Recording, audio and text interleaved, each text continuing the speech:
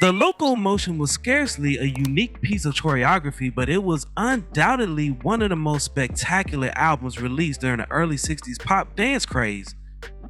She was a babysitter for Carole King and Jerry Goffin when the songwriting duo was inspired to compose a song about a dance she would perform around the home. The centerpiece of today's video is all about Little Eva. Before we start, let's be sure to leave a like on the video, subscribe to the channel, and push the notification bell to be sure you won't miss on any more uploads.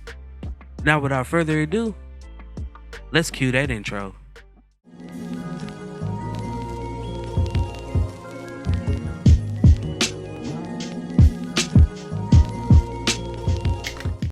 Born in Belhaven, North Carolina on June 29, 1943, Eva Narcissus Boyd was one of 12 or 16 children, depending on the source.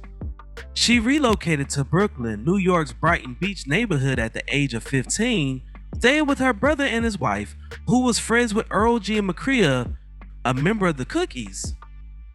Eva would sometimes sing and fill in for the Cookies, most famously providing background vocals for Benny King's 1962 smash song, "Don't Play That Song, You Lied." She met Gary Goffin and Carole King via the Cookies, and she would go on to work as their maid after beginning to babysit for them.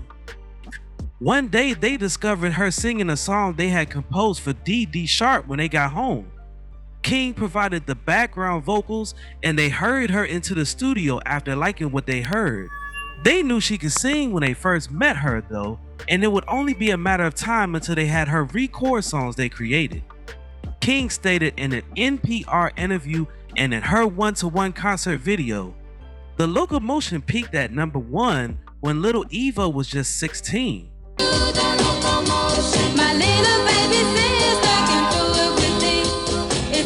She made $35 per week as a babysitter for the Goffins. The estimated amount of money she made from the locomotion was $30,000. She had appearances in several periodicals and on television programs.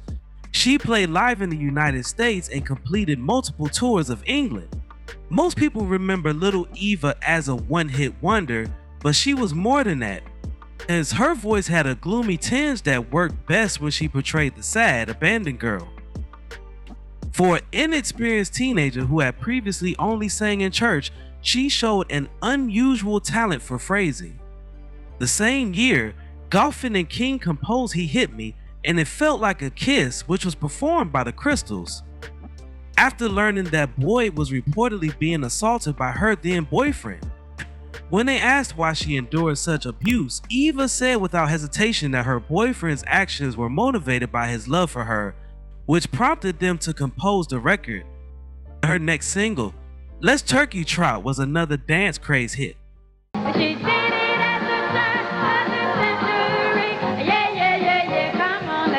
The following album is titled Old Smoky Locomotion. None of her subsequent releases reached the top 100. Eva recorded with the Cookies on occasion in late 1962 when they began to have their own hits.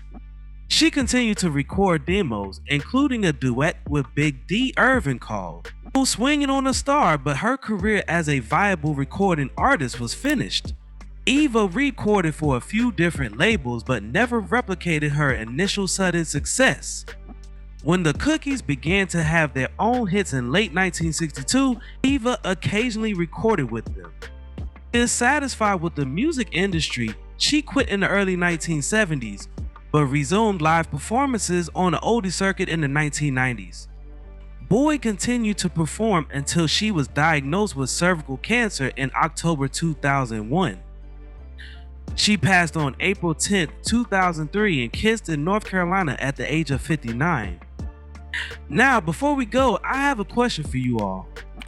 What is your favorite song from Little Eva?